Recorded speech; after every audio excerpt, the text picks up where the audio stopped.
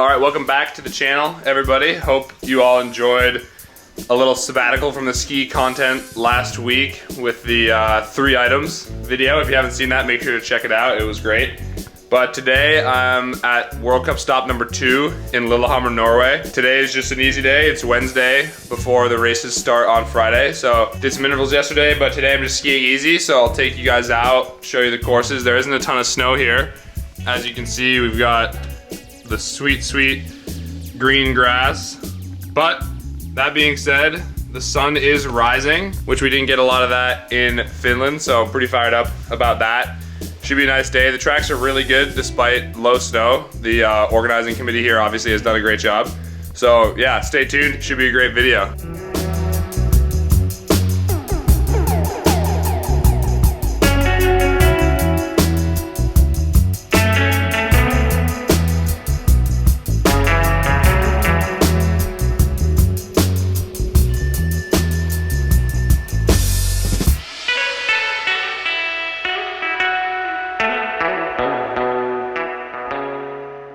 All right, people. Well, unfortunately, the GoPro died while skiing this morning, so I think there was minimal usable footage from that. But now I'm really excited because I'm here in Lillehammer, Norway, and of course, my ski company, Madshus, is based in Biri, Norway, which is just 20 minutes from here. So whenever I'm in Lillehammer, gotta go visit the factory.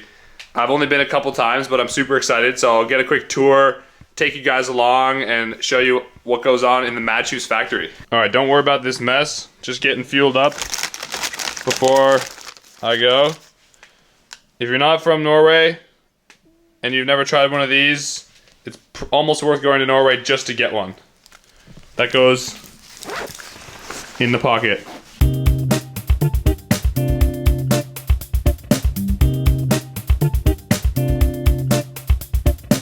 I'm here at the Madshus factory, pretty excited to take a quick tour. This is Connor. He's an American engineer you've been working here for how long? A little over 6 years, 6.5 All right, years. 6.5 years. So he knows everything, and we're gonna do a quick tour of starting from just this foam, turning it into the world's fastest Madshus skis. So stay tuned, it's gonna be great. So basically, the heart of the ski is the core material. So we have this machine here, which is taking the raw plates and then cutting them into strips, thermo welding them together, and creating blanks. Okay. These blanks, which are cut kind of one half and then the other half, are then put into a machine which machines them down or mills them down to final dimension. Okay. Once you have a core that's the correct dimension, then you can put on the bridge reinforcements, which place additional stiffness in certain parts of the ski to help tweak the properties, make it for example, a classic ski that kicks more on maximum load, right. or a ski that you have to be a bit more delicate with, but has really accessible, easy kick. Gotcha. Right. So we can control that based on exactly where we're placing the material, how stiff the material is, what kind of the material we're using. So at this point, this is what the ski looks like about? Yep, so these are the core blanks, not cut to precise dimensions, but in preparation for this machine here. Okay. At that point, the cores are machined down to a more precise dimension to match the mold geometry. Wow. As you can see, there's the bridge reinforcement. So this right here is what creates the stiffness. Yeah, it's tweaking the stiffness profile, because you have different layers of adjusting the stiffness profile. You have the geometry of the ski, which is set by the mold, and of course the thickness profile, the width profile, that will play a very, very big role in the characteristics of the ski. Right. But then between models, because we use molds for different models of ski, between models, making a K1 versus a K2, for example, right. We can kind of fine-tune the properties as we want by adjusting the type and position of those reinforcements. Sweet. Yeah, so this is the molding room. We have 2 molding carousels, or 2 molding lines. Yeah. One of them with a, call it a more high-performance carbon layup, and then the other which is entirely a glass fiber reinforcement. Gotcha. That, of course, makes a difference in price. Yeah. But it also changes the way the skis feel. Gotcha. So the glass fiber is going to be a more damped material. It's going to be more elastic, whereas the carbon is going to be a bit. I mean, carbon is stiffer. That's what you're paying for. Right. But it's going to be a more kind of energetic kind of ski. So the materials we choose, yes, of course, they're driven by price, but they're also driven by expected user. And in fact, the ski that I carry around all winter long is a glass fiber ski. It's a skin ski. I know I can take it out whenever. It's just easy. Don't need to faff around for a half hour fixing the wax. Just always works. No, that can be super nice. So we have like race skis on this side and touring skis on this side? Is precisely. Yep, precisely. Cool. Nice. About how many skis come out of this room every year? Every year depends a bit on forecasting, but they're in the vicinity of... Yeah, so at peak production, each carousel is spitting out 1 ski every minute. Oh, wow. Okay, so they're moving right along. Yep. So 2 carousels, 1 ski every 30 seconds on average. Wow. Yep, so the ski comes out, it has a lot of flashing material. Yeah, okay. But you can see it down in there. Yep, so pull the ski out of the mold, and then this extra material needs to be cut off at the tip and tail. Yeah, okay. This is just a rough cut. And this one's going to be a skin ski. Yep, this is going to be a 202 centimeter Endure skin ski. Nice. So, like I said, it's a rough cut to begin with. So rough cut the tip, rough cut the tail. Yep. And then we put 2 kind of starter cuts in the back end of the ski. Gotcha. And that's so that this next machine has a track that it can start following. This next machine will take off all the extra flashing material on the edges of the ski. And then the tips get done elsewhere, right? The tips and the tails are fine machined elsewhere, but before that we need a very precise back end cut. Because the back end is used as a reference point for future machines. Gotcha, so that's what that was? Yep, that's the precise kind of cut. So there's a laser that's shining down so you can get exactly the right point. So behind this door is where we take the measurements of our skis and control cambers during production. For any of our Norwegian viewers, this means no entry. Top secret. Very secret. This is the machine that cuts the tips and the tails. So we have a CNC profile programmed in, and it follows that curvature around the tip and the tail of each ski. Okay, so that gets it precise, and then that's done. Yep, more or less. There's a finishing sanding operation right at the end, but more or less finished. Nice, cool. All right, and then the ski gets ground up here? Yep.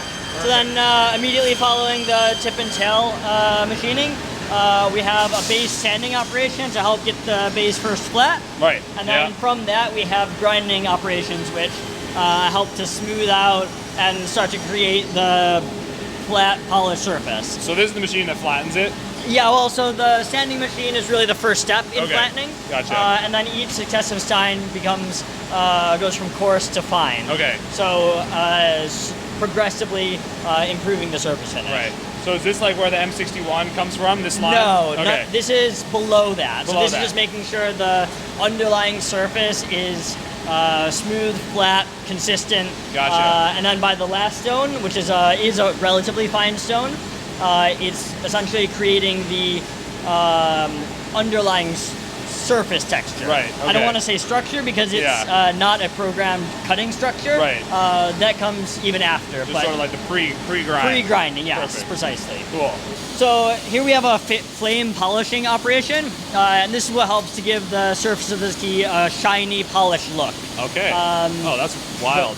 The cap material that we use is an acrylic-based cap material, which lends itself very, very well to flame polishing. Okay. So this is the same process that's used in a lot of sign making for signs that are on the front of businesses, because you can get a really nice glossy surface finish along the cut edges. This is what our ski looks like so far. Yep. In the production, we have graphics are good, camber's good, base is flat but not ground. Correct. Okay. Not structured. Not structured. Yes. Right. Sort of ground to be nice and flat, but okay. Very last step is to put the structure on the ski because there's still a few finishing operations. So we need to sand around the tip, the tail, the sidewalls, make everything fit and finish. And those processes can make little tiny scratches in the base. And so we want to make sure there's a structuring pass right at the end. Make sure that that's the last thing that happens before the ski gets put into plastic and then onto the consumers. So the next few steps are in this region. They're different sanding operations, more or less, all together. And then over here is the arm. This machine puts the binding plates on all the skis. Right. So each ski has an RFID tag, and that RFID tag has the model, the length, the weight category, all sorts of other information, which is used by a bunch of different machines throughout this process. Probably none more important than the NIS plate positioning, because you can imagine each individual combination of model and length has its own balance point. Right. And so we need to have that information precisely for each ski so that the machine can do its job. Yeah, or else it will be in the wrong place. Correct. This is the coolest one. I mean, this is true engineering right here. Look at that thing go. Once the skis come out of the binding plate mounting machine, if we need any touch-ups, we have a sanding station here. Okay. But more or less, it's just measurement of the camber, and then quality control, and then onwards to structure. And finish grinding. Sweet. As you can see, it went through all the kind of dusty, dirty sanding operations, the last bit. But now the skis are paired, ready to go. All they need to do is be ground, get a finishing grind, finishing structure, and then they go through kind of a packing machine. A packing machine that puts them in this nice plastic. Exactly. So it spits out the skis in the individually wrapped plastic. All right, so there you have it. That's a full Madshus ski from start to finish. Here's the final product, people. Now you know just how much engineering and thought goes into these things and why they're so fast. Thank you so much. All right, people, that's a wrap on the Madshus factory tour and my Lillehammer video. So thank you all for watching, and I thought I would hit you with a quick update on the weekend's racing and just sort of the first 2 weeks on the World Cup. For me personally, Ruka was a bit tough. I didn't have the classic sprint that I'd hoped for whatever reason, which was a bit frustrating, but made me come to this weekend and really go all in for the skate sprint here, and I was happy with a super good qualifier. That was pretty cool, but I was definitely a little bit iffy in the heats. I just didn't quite have the tactics that I was hoping for, and ended up getting out in the quarterfinals, which was a bummer.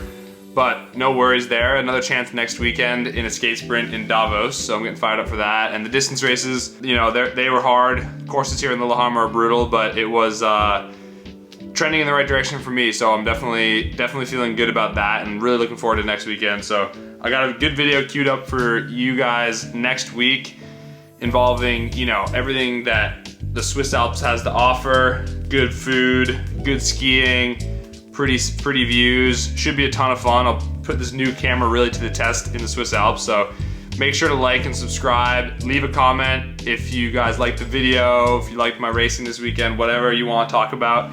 Get to it, and we will see you guys in the next one. Thanks for watching.